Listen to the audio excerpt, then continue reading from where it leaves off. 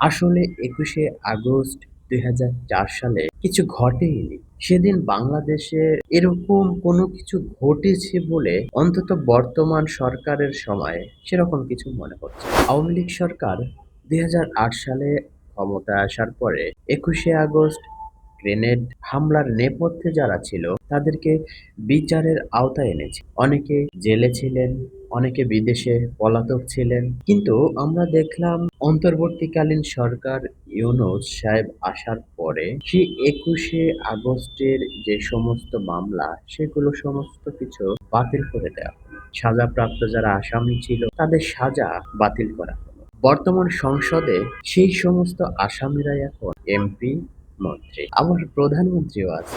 ২১শে আগস্ট ২০০৪ দিনটির কথা নিশ্চয়ই আপনাদের মনে আছে। সেদিন তৎকালীন বিরোধী দল আওয়ামী লীগের সমাবেশ ছিল। সেই সমাবেশে দলীয় প্রধান শেখ হাসিনা সহ আওয়ামী লীগের শীর্ষস্থানীয় নেতাকর্মীরা সে সমাবেশে উপস্থিত ছিলেন। তৎকালীন রাষ্ট্র ক্ষমতায় ছিল বিএনপি এবং সরকার প্রধান ছিলেন বেগম খালেদা জিয়া। তার সন্তান জনাব তারেক রহমানের প্রভাব তৎকালীন সময়ে দেশব্যাপী ছিল।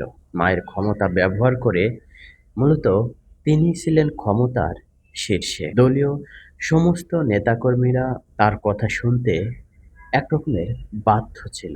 অন্যথায় তাদের পদপদবি সহ বিভিন্ন ধরনের সুযোগ সুবিধা কেড়ে নেওয়া হতো।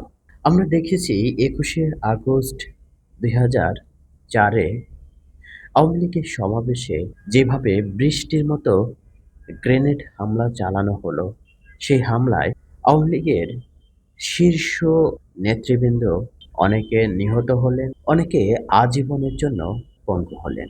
হামলার পরে আমরা এটাও দেখেছি থানায় মামলা নেওয়া হয়নি। একটা জিডি পর্যন্ত গ্রহণ করা হয়নি। সাজানো হলো জজ মিয়া নামে এক হাস্যকর নাটক। আওয়ামী লীগ সরকার ২০০৮ সালে ক্ষমতায় আসার পরে ২১শে আগস্ট গ্রেনেড হামলার নেপথ্যে যারা ছিল তাদেরকে বিচারের আওতায় এনেছে। অনেকে জেলে ছিলেন, অনেকে বিদেশে পলাতক ছিলেন। কিন্তু আমরা দেখলাম অন্তর্বর্তীকালীন সরকার ইউনূস সাহেব আসার পরে সেই ২১শে আগস্টের যে সমস্ত মামলা সেগুলো সমস্ত কিছু বাতিল করে দেওয়া হলো। সাজাপ্রাপ্ত যারা আসামি ছিল তাদের সাজা বাতিল করা হলো। বর্তমান সংসদে সেই সমস্ত আসামিরাই এখন এমপি, মন্ত্রী, আবার প্রধানমন্ত্রীও আছেন। ব্যাপারটা এখন এমন হয়ে দাঁড়িয়েছে যে আসলে ২১শে আগস্ট ২০০৪ সালে কিছু ঘটেইনি। সেদিন বাংলাদেশে এরকম কোনো কিছু ঘটেছে বলে অন্তত বর্তমান সরকারের সময়ে সেরকম কিছু মনে হচ্ছে না। সেই গ্রেনেড হামলায় প্রায়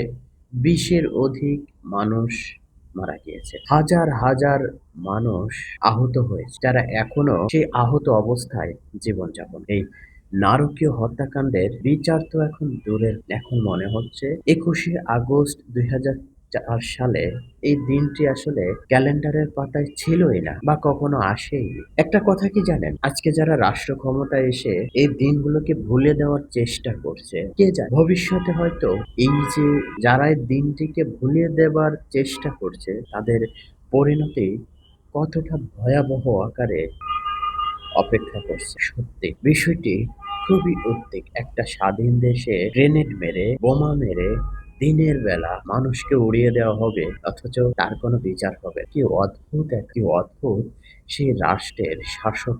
আফসোস এই দেশের মানুষের।